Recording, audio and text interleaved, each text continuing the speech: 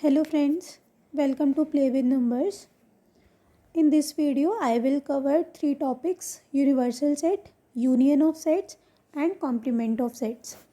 So first is universal set. What is universal set? All the possible elements can be listed in a set called a universal set. मतलब हम सारे elements को एक ही अगर set में डाल दें तो हम उसको बोल सकते हैं कि वो एक यूनिवर्सल सेट है. Like set of all real numbers, set of all integers, etc. And we can denote a universal set by capital U. So it is a universal set. Now union of sets. Union, in simple words we can call it a addition. Like if there are two sets 1, 2, 3, set A and set B is 3, 4, 5.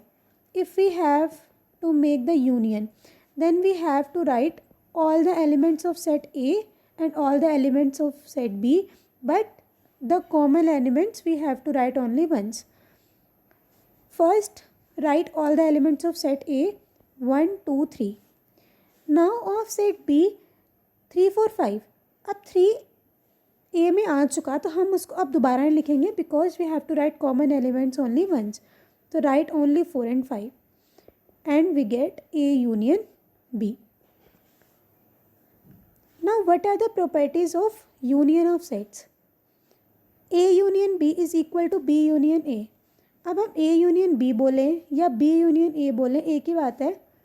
Like अगर हमें B union A निकालना हो तो हम उसको भी ऐसे ही करेंगे.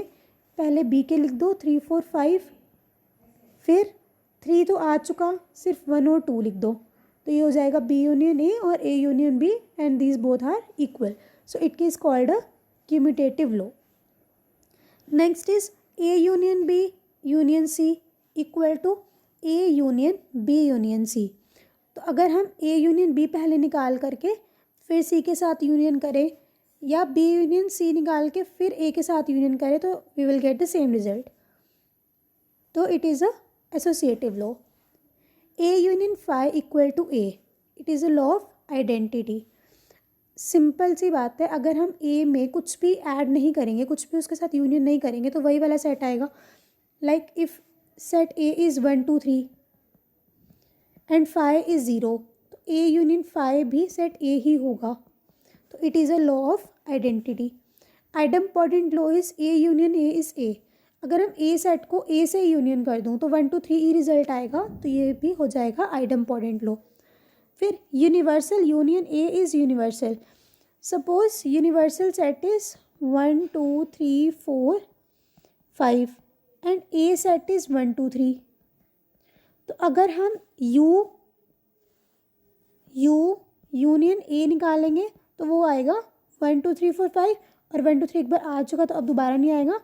तो ये यूनिवर्स सेट हो जाएगा 1, 2, 3, 4, 5 जो कि यूनिवर्सल के ही इक्वल है. तो इसको हम बोल देंगे law of universal set. Now what is the intersection of set? Intersection means common, सिर्फ common elements. For example set A is 1, 2, 3, set B is 2, 3, 4. तो इन दोनों सेट में जो भी कॉमन एलिमेंट्स है वो हो जाएगी इन दोनों की इंटरसेक्शन. जैसे कि यहाँ पे 2 और 3 कॉमन है तो ए इंटरसेक्शन बी हो जाएगा 2, 3. अब प्रॉपर्टीज़, ए इंटरसेक्शन बी करो या बी इंटरसेक्शन ए करो एक ही बात है क्योंकि सेट दोनों सेम ही है. तो इसको हम बोल देंगे commutative law.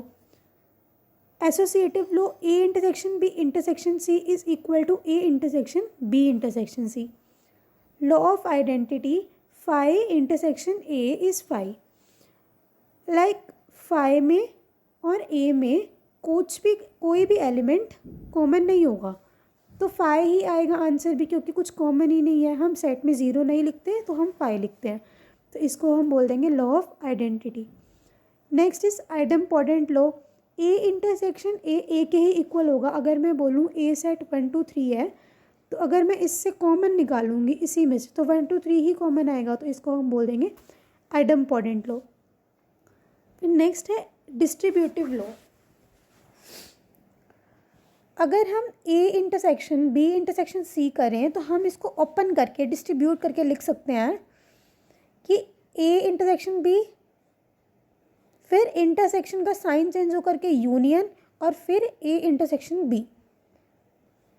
I will cover the explanation of distributive law in my next video. Keep watching. Thank you.